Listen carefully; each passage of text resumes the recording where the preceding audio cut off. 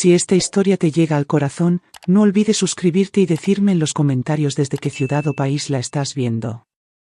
Tengo mucha curiosidad por saber dónde se escucha mi voz hoy.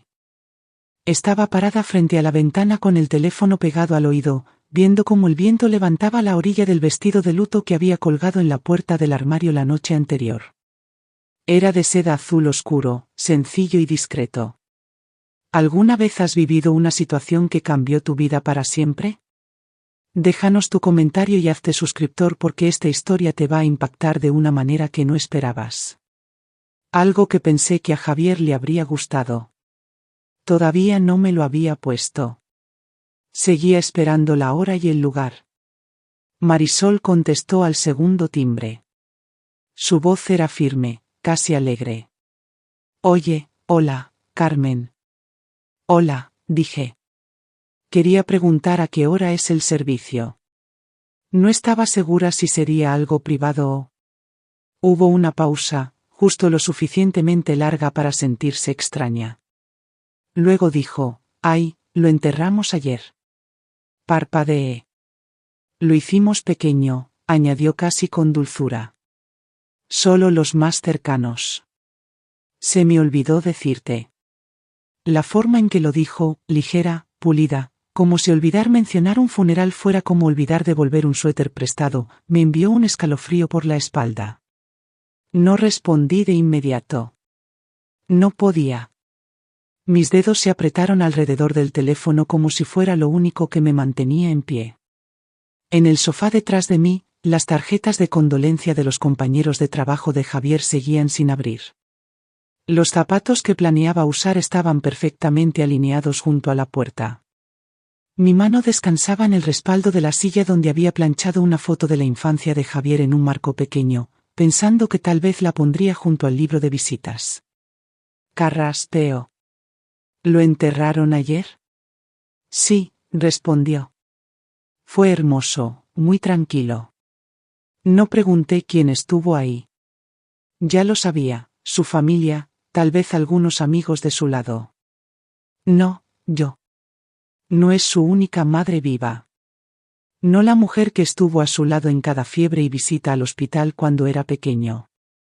No la que una vez le cantó para dormir mientras estaba de pie con los pies adoloridos. Entiendo, dije. Mi voz no sonaba como la mía. Hubo silencio al otro lado, un silencio cómodo, como el de alguien que acaba de tachar la última tarea de su lista. Cuando colgué, me senté en la mesa de la cocina y miré la taza que había llenado, pero nunca tomé. El vestido colgaba en silencio en el cuarto, intacto, todavía esperando, todavía creyendo que tenía dónde ir. Fue entonces cuando el peso me golpeó. No solo la pérdida, sino la decisión que tomaron de mantenerme al margen. Todo empezó con un aviso de renta atrasada. Javier apenas se había mudado con Marisol. Esto fue antes del compromiso, antes del silencio. Me llamó una noche con la voz baja, avergonzado. Dijo que les faltaba un poco. Solo esa vez. Transferí el dinero esa misma noche sin dudarlo. Luego vinieron los mandados. Una semana después, Marisol me mandó un mensaje preguntando si podría ayudar a llenar el refrigerador. Lo hice. Envié una caja por una app de entregas, huevos, verduras frescas, leche de almendra, porque ella estaba tratando de dejar los lácteos. El agradecimiento fue breve, pero educado. Me convencí de que eso bastaba. Luego llegaron las cuentas, internet, luego luz. Cuando su coche se descompuso, cubrí las reparaciones. Me dije que era lo que cualquier buena madre haría. Cuando se comprometieron, lloré, no de alegría, sino de alivio. Tal vez ahora las cosas cambiarían. Incluso ofrecí ayudar con la boda, solo un poco. Marisol dijo que no querían nada grande, pero de alguna manera terminé pagando el depósito del lugar. Les dije a todos que era un regalo. Me dije que era una inversión, pero con los meses sentí que Javier se alejaba. Las llamadas se hicieron más cortas. Las visitas eran raras. Cuando lo veía, era educado, pero distraído, como un invitado en mi casa. Le ponía comida en las manos, preguntaba por su trabajo, ofrecía sobras para Marisol. Siempre sonreía y asentía, pero el cariño se había ido. O tal vez solo imaginé que alguna vez estuvo ahí. Incluso cuando lo sentía, no paré. Seguía enviando tarjetas de cumpleaños con cheques dentro, regalos de Navidad mandados durante la temporada de gripe, mensajitos solo para decir que esperaba que estuvieran bien. A veces Marisol respondía, la mayoría de las veces no, y aún así, nunca consideré dar un paso atrás.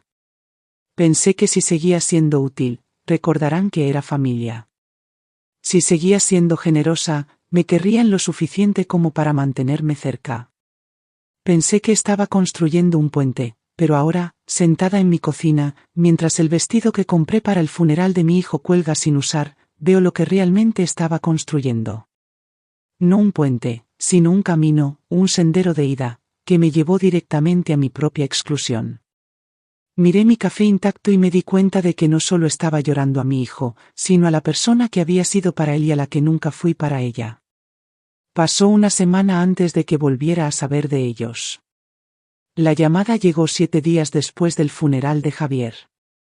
Un lunes, justo después del mediodía. Reconocí el número de Marisol antes de contestar. No dudé, pero tampoco corrí. Dejé que sonara 2 veces. Hola. Su voz estaba tensa con esa urgencia pulida que solía guardar para sus vídeos en redes. Carmen, hola. Perdón por molestarte. Sé que las cosas han estado pesadas, pero quería checar.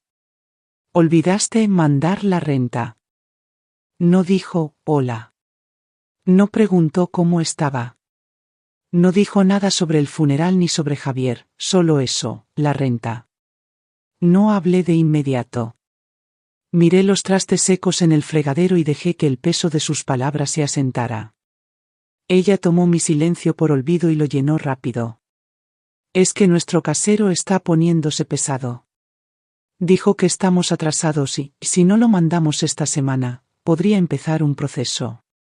Normalmente, lo mandas el primero. Supuse que con todo lo que ha pasado. Cerré los ojos. Luego dije con una voz tan calmada que hasta a mí me sorprendió, no te voy a ayudar más. Hubo una pausa. ¿Cómo? Decirme que solo ayudó a la familia. Ella inhaló como si fuera a hablar, pero no esperé la respuesta. Terminé la llamada y puse el teléfono boca abajo en la mesa. Mis manos no temblaron, no esta vez. La habitación estaba en silencio de esa manera densa que a veces tiene el duelo. Pero bajo ese silencio algo se movió. No era culpa, no era duda, era algo que no había sentido en mucho tiempo, control. Me levanté, caminé hacia la ventana y vi cómo el viento rozaba el árbol que Javier solía trepar cuando tenía 9 años. Las ramas estaban más delgadas ahora, pero aún resisten. Yo también. Esa noche abrí un cuaderno en blanco y escribí una sola palabra en la parte superior, cuenta. Luego comencé a sumar. El cuaderno se llenó más rápido de lo que esperaba. 500 pesos al mes de renta durante 43 meses, 21,500 pesos. Mandados, redondeé conservadoramente, quizás 150 al mes, a veces más cuando estaban enfermos o tenían visitas. Eso sumó otros 6.000. 2.000 para el depósito del lugar de la boda, 800 para la emergencia dental de Marisol, 1.000 para las reparaciones del coche de Javier, 200 en efectivo para su cena de aniversario, 300 para una cuenta de teléfono de última hora, 250 para un regalo de baby shower sorpresa que nunca vi que ocurriera, 300 para un purificador de aire que Marisol insistió que necesitaba para sus alergias. Todo sumaba, cada pequeña excusa, cada vez que pensé, bueno, si esta es la última cosa que piden. El total llegó a 38,650 pesos. Miré el número hasta que la tinta comenzó a desdibujarse. No porque estuviera llorando, sino porque mi mano comenzó a temblar de tanto escribir, y no por tristeza, sino por rabia. No era el dinero. Habría dado el doble si alguna vez hubiera sentido que significaba algo para ellos más allá de conveniencia. Pero ese era el asunto. Nunca pidieron por desesperación, pedían porque sabían que diría que sí. Cada vez los «gracias» siempre venían envueltos en justificaciones. Los mensajes de Marisol siempre eran dulces, lo justo para hacerlo sentir bien. Pero ahora me daba cuenta de que nunca llegaban a menos que necesitara algo. No había llamadas para ver cómo estaba, no había visitas sin motivo. Me habían tratado no como madre, ni siquiera como persona, sino como una línea de crédito confiable con una voz suave y una culpa sentimental. Dibujé un cuadro alrededor del número final y cerré el cuaderno. Esto ya no era duelo, era documentación. Fui al cajón de la cocina y saqué la carpeta donde guardaba los viejos registros escolares y recibos del hospital de Javier. Luego puse una nueva etiqueta en una carpeta nueva y escribí en letras grandes: González Gastos. Mañana llamaría al banco. La mujer en el banco apenas levantó la vista cuando le pasé mi identificación. Tecleó algo en su computadora, me hizo unas preguntas de rutina y confirmó lo que ya sabía: mi cuenta tenía varias transferencias recurrentes a la cuenta de los González. Le pedí que las cancelara todas, cada una. Cuando dudó, me acerqué y dije: enterraron a mi hijo sin decírmelo. Ya no pago por ser olvidada. Asintió en silencio, sin más preguntas. Salí con un pequeño montón de recibos y la primera respiración limpia que había tomado en semanas. Esa tarde manejé a una oficina escondida detrás de un centro comercial, cerca de la farmacia.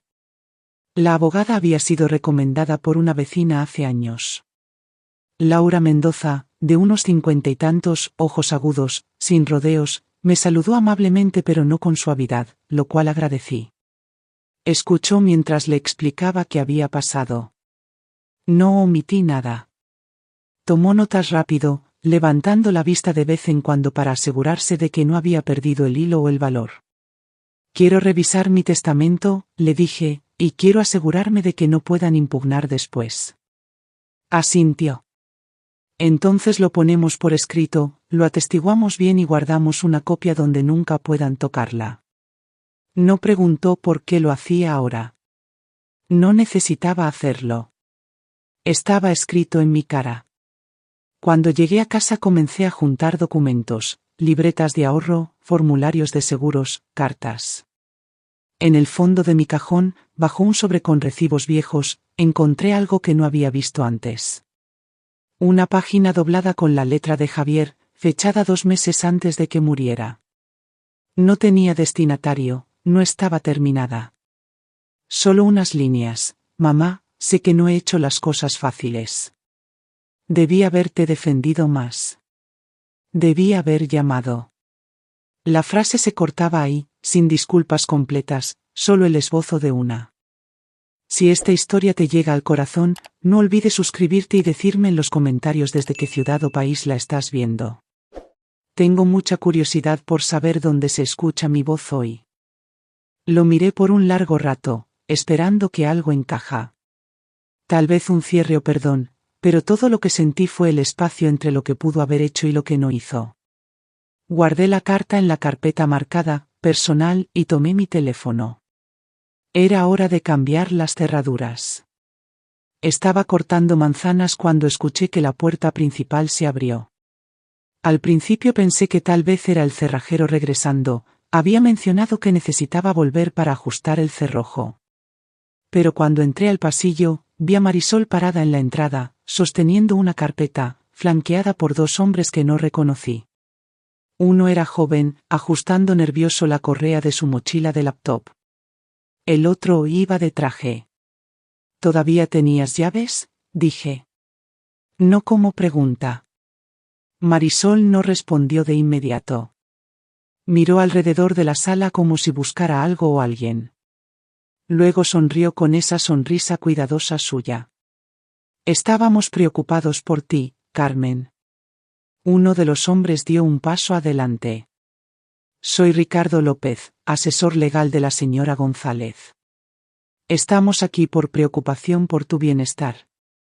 Marisol nos dice que has mostrado un comportamiento inusual: retirada financiera, aislamiento social, ideas paranoides.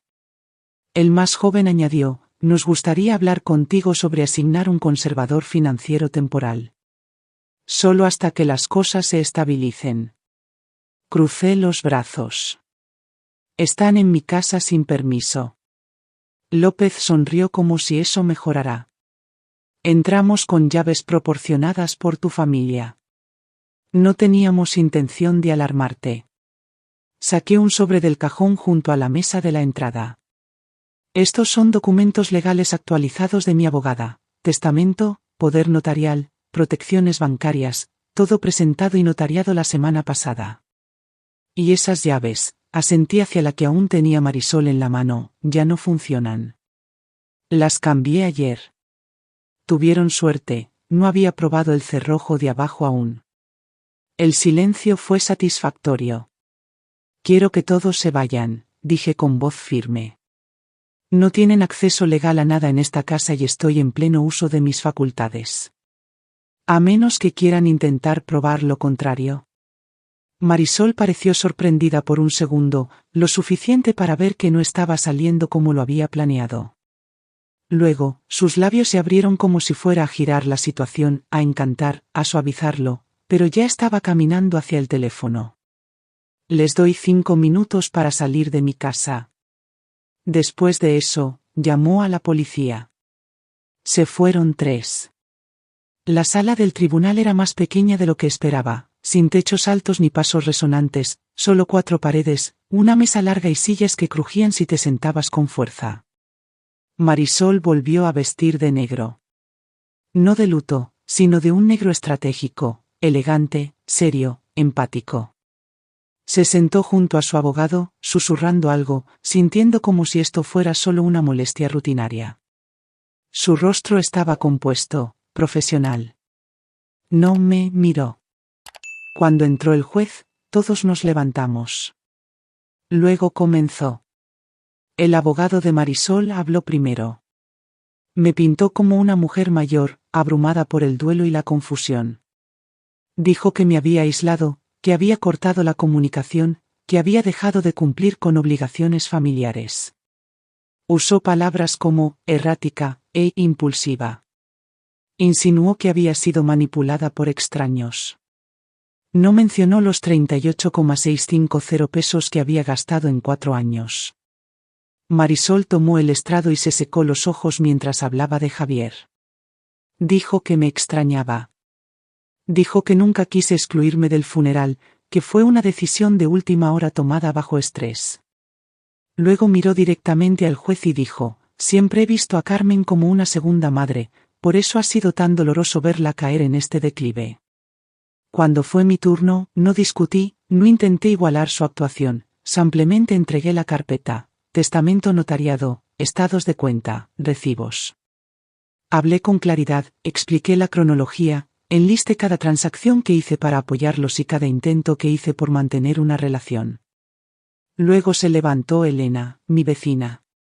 Le dijo al juez que me visitaba seguido, que era lúcida, fuerte, deliberada, que cocinaba mis propias comidas, manejaba mis propios asuntos y la ayudé con sus impuestos el mes pasado. El juez tomó una larga pausa antes de hablar. El tribunal no encuentra evidencia de capacidad disminuida.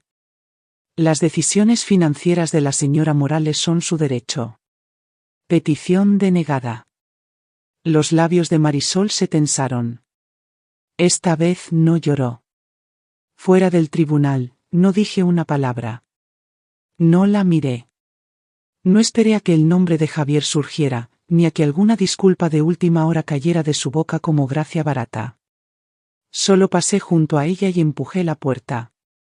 El sol afuera era de una claridad cruel, pero el aire estaba limpio y mi nombre seguía siendo mío.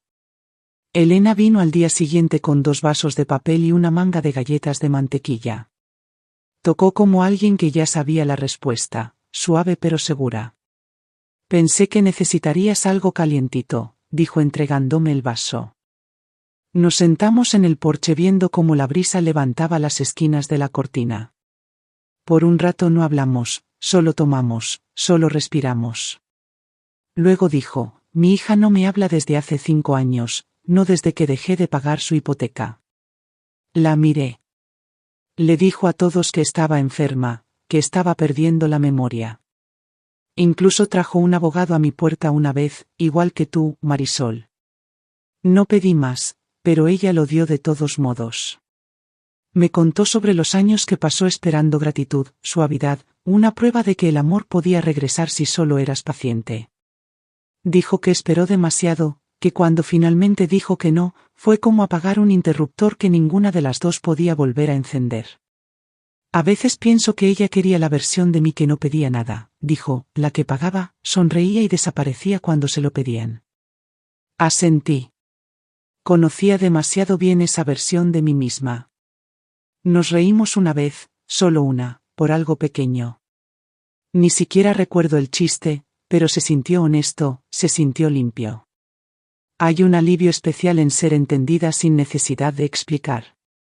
Sentada junto a Elena, no me sentía como una mujer que acababa de salir de un tribunal. No me sentía como alguien traicionada, compadecida o descartada. Me sentía vista. Terminamos nuestro café en silencio, pero no era pesado. Ella se levantó, me dio una palmadita en la mano y me dijo que regresaría la próxima semana con barritas de limón. Después de que se fue, entré y saqué el borrador de mi Nuevo Testamento. Lo leí de nuevo, despacio, asegurándose de que aún dijera todo lo que necesitaba decir. Mañana lo firmaré. Firmé la última página sin ceremonia, solo tinta, un testigo y un asentimiento silencioso de la señora Mendoza. Nada de herencia para Marisol, ni un peso.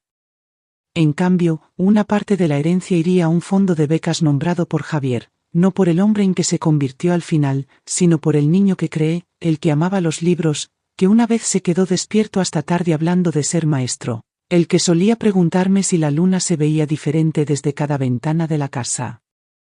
La beca sería para estudiantes que habían salido del sistema de acogida o para aquellos que no tenían contacto con sus familias, niños que cargaban el peso de ser olvidados. Se sentía correcto. Ya no estaba enojada, no como lo estaba antes. La ira, he aprendido, se quema rápido. Lo que queda es algo más tranquilo, una especie de acero bajo la piel. No estaba haciendo esto para castigar a Marisol, lo hacía para contar la historia yo misma. No sería recordada como la mujer que firmaba cheques y fue excluida de funerales. Sería recordada, si es que me recordaban, como alguien que cambió de dirección cuando lo necesitó. La señora Mendoza guardó los papeles en una carpeta y sonrió, esa sonrisa que decía que sabía que esto me había costado más que dinero. Afuera, me senté en mi coche por un largo rato. Vi pasar a la gente, padres jalando a niños pequeños en los cruces, un hombre comiendo un sándwich en una banca. La vida seguía, no por mis decisiones ni a pesar de ellas, solo porque siempre lo hacía. Cuando llegué a casa, puse el testamento firmado en la caja fuerte del armario, justo encima de la carpeta etiquetada González Gastos. Cerré la puerta, luego salí llevando solo la carta que Javier escribió y nunca envió. Era hora de despedirme a mi manera. Caminé al lago justo antes del atardecer con la carta de Javier doblada cuidadosamente en el bolsillo de mi abrigo. El agua estaba quieta. No había nadie más alrededor, solo los árboles, el suave movimiento del viento y el silencio que se asienta cuando el día finalmente se suelta. Me senté en la misma banca donde solía llevar a Javier cuando era pequeño. En ese entonces traía galletas en los puños y las lanzaba una por una a los patos. Solía preguntarme si los lagos tenían sentimientos, si el agua sabía cuando alguien estaba triste. Desdobló la carta. Mamá, sé que no he hecho las cosas fáciles. Debí haberte defendido más. Debí haber llamado. Ahí terminaba, sin signos, sin continuación. La leí en voz alta de todos modos. Cuando terminé, encendí un cerillo y puse la esquina del papel en la llama. Se prendió lentamente, encogiéndose, crepitando.